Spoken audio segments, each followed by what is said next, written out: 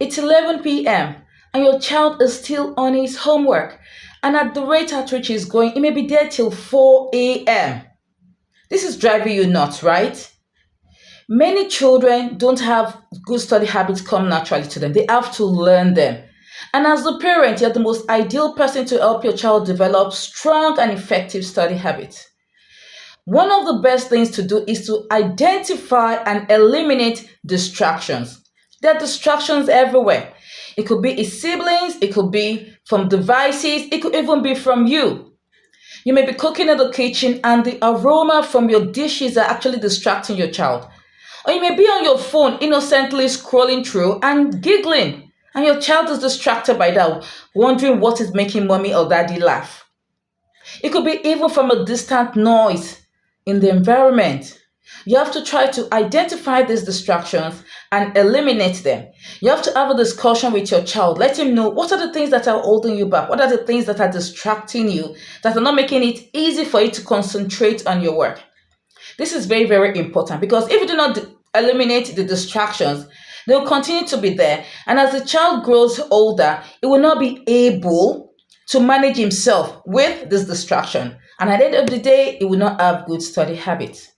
Secondly, we need to help our child to create an effective study space. There should be a place dedicated for study. That every time I want to study, I want to do my assignment, I want to do a project, I want to complete this or that, this is my go-to place. This effective study space will be free from all the distractions we mentioned earlier and will also be a place that will actually help the child to be able to put in his best without any form of disturbance. We also need to keep track of our child's strengths. What are the things my child is good at? So if he's good at a particular thing, let him face those first and then can come to his weaknesses. Leaving the child to dabble into his assignment without actually placing priority on them, but which one should I do first, which one should I do next, and all that can actually affect his study habits. So it's very important for us to know what he's strong at and also what his challenges are. Knowing the child's challenges will help us know how to help him to navigate these challenges. Because if a child, for example, is having problems with addition or carried over and things like that, and then he has to do something like multiplication, the foundation is faulty and the child will just spend hours and hours on it, not knowing what to do, not knowing how to stay away from the problem. So it's very, very important for us as parents to be able to understand our child's study habits and then find a way to help him navigate this easily, to be able to get the best out of it. Knowing his challenges. Can my child sit and do this assignment at one go? Does he need to break them down into smaller parts? These are things we need to know to help our child to get better with his study habits. We should also make a checklist of his challenges and try to follow through. What are the areas my child is struggling with? It's not enough for you to just say, oh, you don't know this one, leave it, go back and drop it with your teacher. As a parent, you need to know the challenges your child has and you need to be able to help your child. What are the challenges? And you take them one by one. Is he struggling with spelling? Is he struggling with his multiplication table? Is he struggling with his reading? And then knowing these challenges, you break them down one by one and try to see which one you deal with first, and then the next one, and then the next one. As parents, we need to monitor our children's work. Do not leave it for them. It's homework, fine. They should be able to do it themselves depending on the grade they are in, but you still need to monitor. You still need to go back and check to be sure that they're doing it right, the correct way.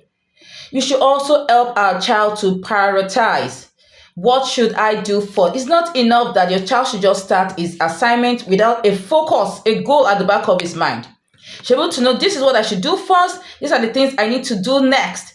This assignment is going to be submitted tomorrow, then I should do this first. This will be submitted next week, then I can hold this till later next week.